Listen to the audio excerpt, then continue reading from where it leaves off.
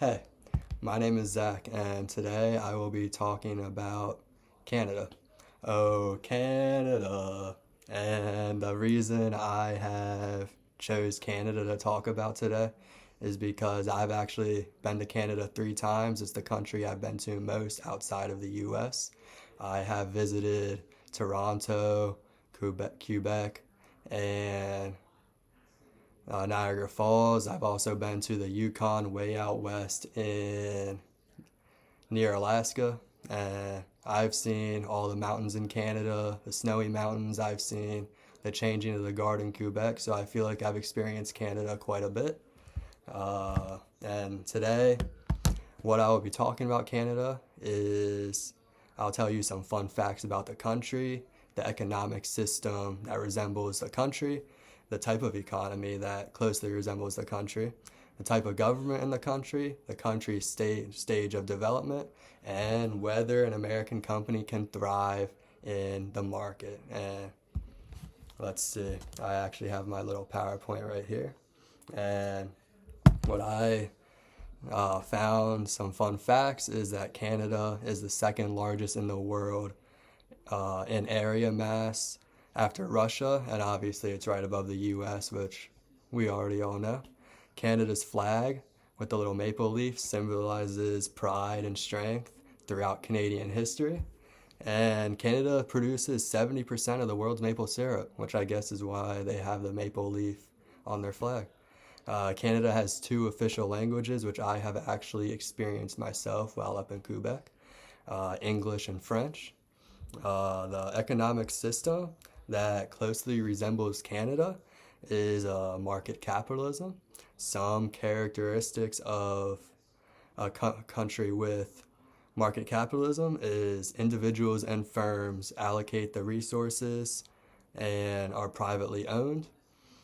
Uh, the In market capitalism, it's driven by consumers, and the government's role is to promote competition among the firms and ensure consumer production, or among firms and ensure consumer production or protection. Yeah, sorry.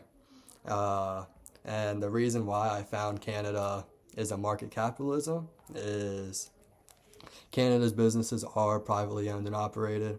There's a free market in Canada driven by supply and demand, and Canada's government doesn't control a majority of economic activities. And but there is less market capitalism than the U.S.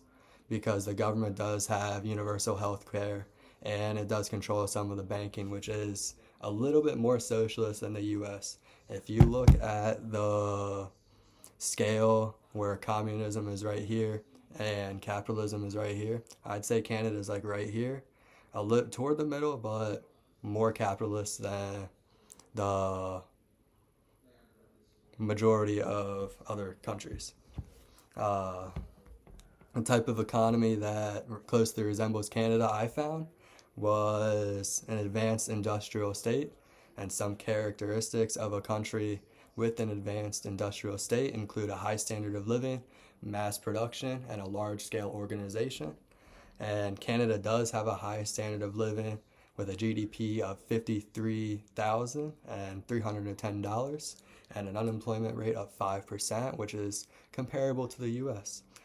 Canada is a mass producer in natural resources like diamonds, gemstones, gold, titanium, concrete, all the natural resources you can imagine. And companies like Shopify, Royal Crown or Royal Bank of Canada, and a company called Enbridge are some large scale organizations in Canada. And the type of government in Canada is a democracy with a multi party system. Characteristics of a multi party system include obviously multiple political parties, free and fair elections, and representation of diverse interests. Canada does have a couple main political parties, kind of like the US. We have a liberal side and a conservative side party. They also have a Green Party, and I feel like I'm going to butcher this name, but it's called the Bloc Québécois, which is, I guess, another political party that they have. Uh, Every citizen has the right to vote over 18, and elections are usually every 4 years, kind of like the US. Canada also has a system of checks and balances with a legislative branch, executive branch, and judicial branch. So one party cannot dominate the other, just like the US. And Canada's stage of development, I found, was a high income country. A high income country is a country with a GNI per capita of $12,476 or more. They sustain economic growth through discipline, innovation as well. Canada's GNI as of 2023 was 53,930, as we said before, a lot more than $12,476. They do have a strong and diverse economy as well, producing, like I said before, again, lots of natural resources like gold and titanium. And Canada's service sector is also 70% of the GDP, which is 50% more than required to be a high income country. And do I think a company from America can thrive in a Canadian market? I'd say yes, because the reason I say that is because, from personal experience, I have seen companies in Canada, in Quebec, in Toronto, and Niagara Falls, even though Niagara Falls is essentially almost in the US. I actually ate at an IHOP on the Canadian side at Niagara Falls, so if that counts, then yeah. But yeah, I do think an American company can thrive in the Canadian's market.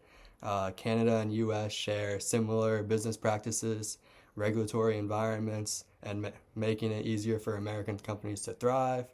There are a bunch of different companies that are successful in Canada from America already, so there's already experience in the Canadian market for American companies like Costco, Ford Cars, and Four Seasons Hotels are just a few of them that thrive in Canada. And yeah, I think I'm done here. Thank you for listening. I do appreciate it, and have a good day.